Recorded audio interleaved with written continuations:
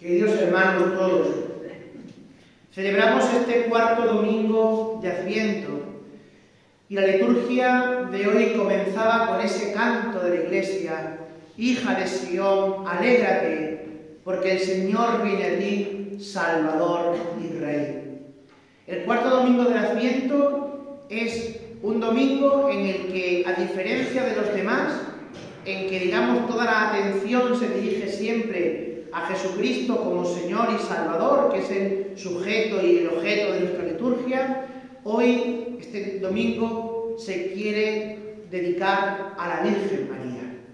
Por eso las primeras palabras han sido como un anuncio, una profecía a la Santísima Virgen, y le hemos dicho: alégrate, hija de Sión. ¿Por qué llamamos a la Virgen hija de Sión? ¿Por qué la tradición cristiana le quiso poner este título desde antiguo? Mirad, una vez que los judíos tienen que marchar, son exiliados, deportados, mejor dicho, a Babilonia, en Jerusalén queda un pequeño resto de judíos pobres, digamos desgraciados, los anahuim del Señor. Anahuim es una palabra hebrea que significa pobres. Esa gente se agrupó en torno a la colina donde se levantaba el templo de Salomón, el templo de Jerusalén, que era la colina Sión. Y allí conservaron la pureza de Israel, allí aguardaban las promesas de Dios, el cumplimiento de lo que Dios durante siglos había profetizado por medio de sus enviados. En ellos estaba latente la profecía del Antiguo Testamento que hemos escuchado en la primera lectura, cuando Isaías le dice al rey Ahaz: la Virgen está encinta y concebirá un hijo y le pondrá por nombre Emmanuel. Ellos aguardaban ese cumplimiento de esa profecía. Siglos después, en esa misma comunidad, en ese mismo resto, ya una vez restablecido el segundo templo de Jerusalén, ya con el templo de Herodes, ya digamos bajo la dominación romana, nacerá una niña. Nacerá una niña también de sus padres Joaquín y Ana. Una niña que será presentada en el templo de Jerusalén, que será educada en la ley y en los mandatos de la ley de Dios, del Israel de Dios, y llegado el tiempo será entregada en desposorio, en matrimonio, a un señor de allí, a un joven de allí llamado José. Esa era la Virgen María. Cuando la Virgen María está en ese intervalo entre los desposorios y la boda, porque en el mundo judío las bodas tenían dos partes, Tenían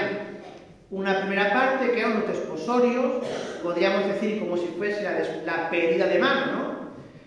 Y al año siguiente se celebraba la boda, que consistía básicamente en que la novia era llevada de la casa de su padre a la casa de su marido para ya cohabitar con él. Bueno, pues en ese año, entre uno y lo otro, está esta escena que hemos recreado, que hemos visto en el Evangelio, cuando el ángel le anuncia a María que ha sido elegida para ser la Madre de Dios, para decirle: alégrate, hija de Sión, porque en ti se han cumplido las promesas de Dios, las profecías hechas desde antiguo.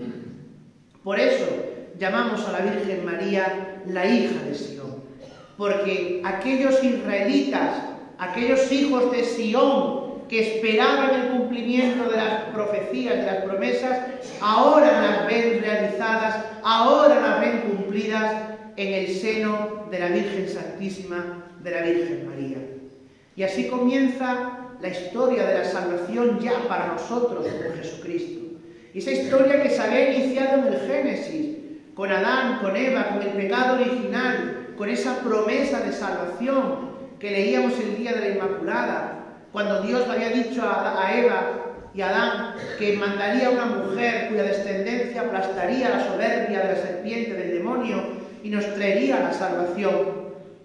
Esa historia de la salvación que continuó con Noé y con el restablecimiento de la alianza en Noé, que seguirá con Abraham, con Isaac, con Jacob, con los 12 hijos de Jacob en concreto, con José, con esos 450 años que tuvo que pasar el pueblo de Israel en Egipto, y luego como esclavo en Egipto, hasta la llegada de Moisés, cómo Moisés los acaudilla por el desierto durante 40 años hasta presentarlos a las puertas de la tierra prometida de Canaán. Y será ahí Josué, el heredero, el sucesor de Moisés, el que hace entrar al pueblo atravesando el Jordán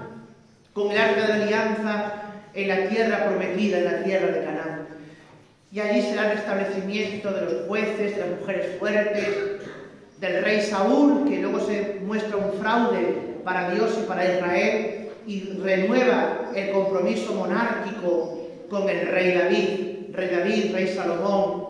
los hijos de Salomón, con los que se divide el reino en dos, Roboam, Jeroboam, y esa sucesión de reyes en el norte, en el sur, hasta la invasión de Babilonia. Después de los 70 años de esclavitud en Babilonia, de deportación a Babilonia, vuelven de nuevo a Jerusalén, vuelven de nuevo a su tierra, se restablece el templo.